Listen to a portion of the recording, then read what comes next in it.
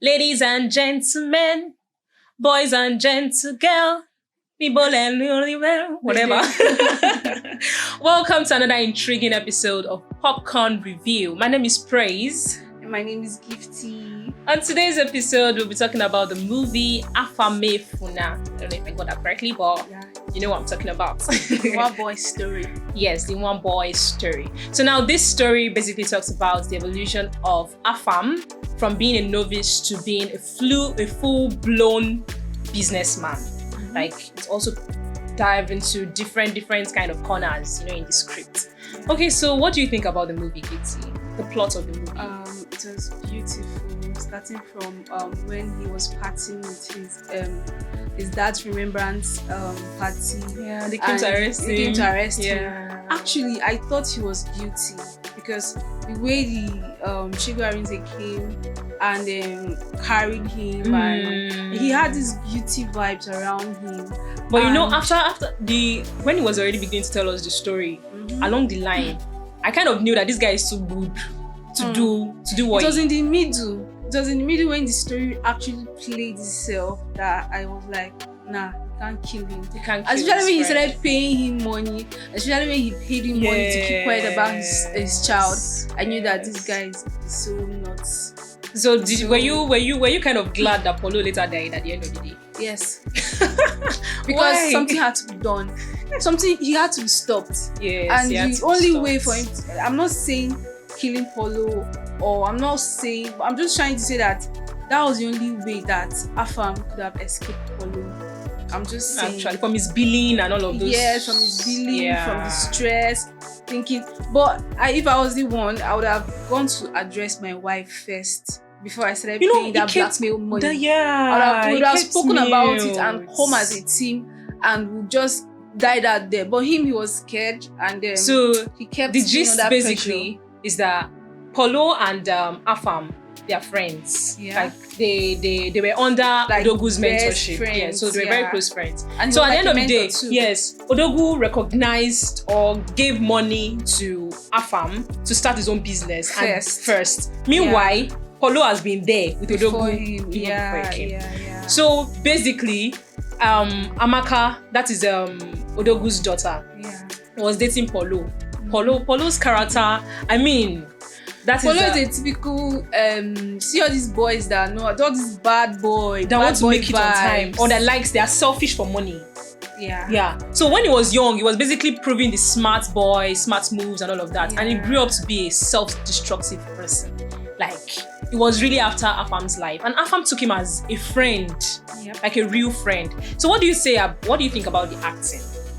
Well, I would say the acting is top notch. Although some people will have this notion that in the actual Igbo story or Igbo culture, a boss doesn't give the blessing of a younger one give the blessing of a senior one to a younger one. So it's always blessing the first one before the second one. So now in this scenario now that Afam was blessed even before Polo. I think he deserved it. I think he earned it. I think it's what is giving. Though many people would not agree, but the best thing was for him to, I think the boss just did what he wanted to do, and if Polo saw that Afam had nothing to do with it, would have just calmed down and try to also. But he wasn't even understanding. Polo was not. He just wanted. I guess he was going with his emotions. Yeah, I guess so. I know that, and probably I would be angry too, but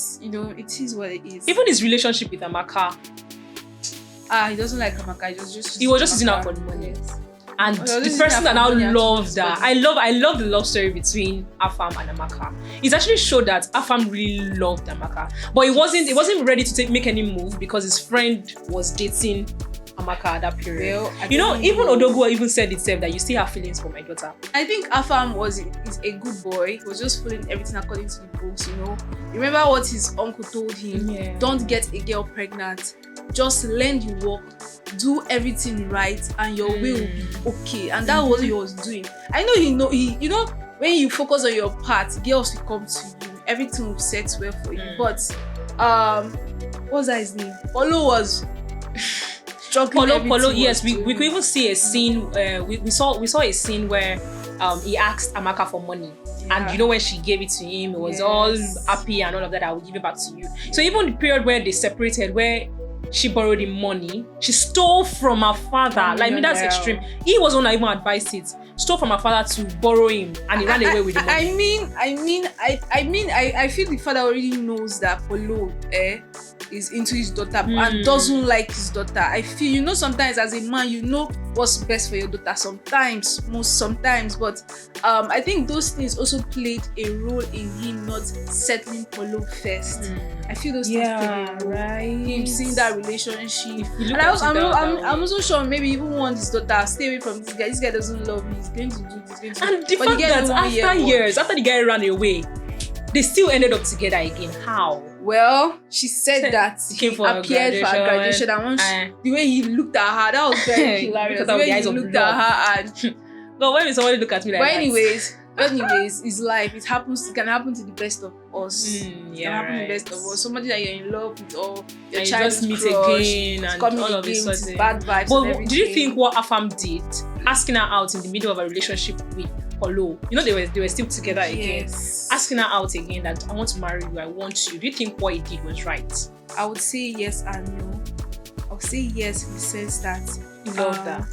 This is him putting his best foot forward. You like a lady and you're seeing that someone as a man is not treating her well, and this is somebody you really want to spend your life with, and Polo is not even ready to do anything. He went here and no, and me I would say no, because bro code, but well, all the characters, talking about the characters now, they did justice to it. You see Alexx playing the role of Polo. You see Stanze, playing the role of Afam. You can even see which other character, Bridget Johnson playing the role of Amaka. Then also Odogu, Kanayo.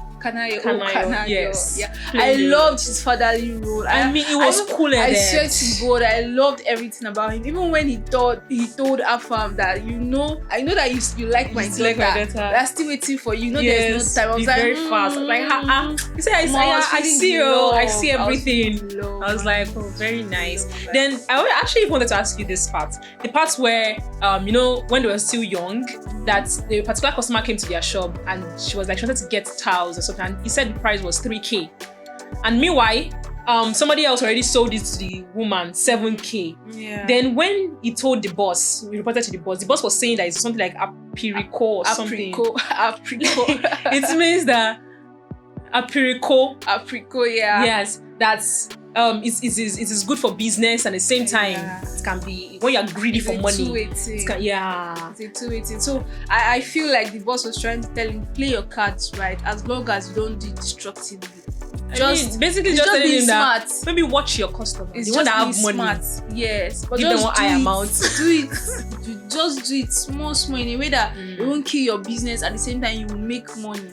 But that other guy, he also remember at the end, he still told him that the other guy did it in a very, very greedy way. That is greedy. And if you see that Afam actually did that same thing, but he gave his boss more money. So the guy's game has been A-level right from time. So and I liked about the storytelling now. I liked how they still portray that Igbo culture.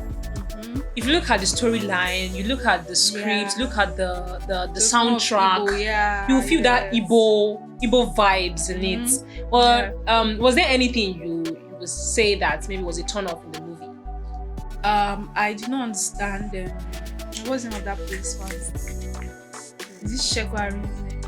Yeah, that's his name. I did not understand that switch of accent.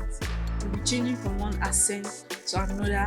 You could speak Igbo, they actually Hausa and they portrayed him as Hausa police. Yes, right? Yes. At some point I could hear this Hausa, this monk. No, that's I feel like he should have just maybe stuck to one accent, and even if he wants to speak Igbo, he will speak it as in having a little knowledge of it. But I was straining my ears to actually hear what he was saying, to be honest. So that is the part where I did not really enjoy like that. But The movie is a great movie, and okay, so finally moving on to the verdicts. So you rate the movie, like rate it over 10. I'll say 8/10. Well, I'll give it a 9 because I mean it was nice. It was really nice. Even though we've kind of given you spoilers in between, I feel you should go to see the movie. And if you've seen the movie, please comment. Like, tell us what you think. Tell us what you think in the comment section. Yeah, share, like, comments too. My name is Praise and I am Gifty. Thanks for watching. Toodles. Bye.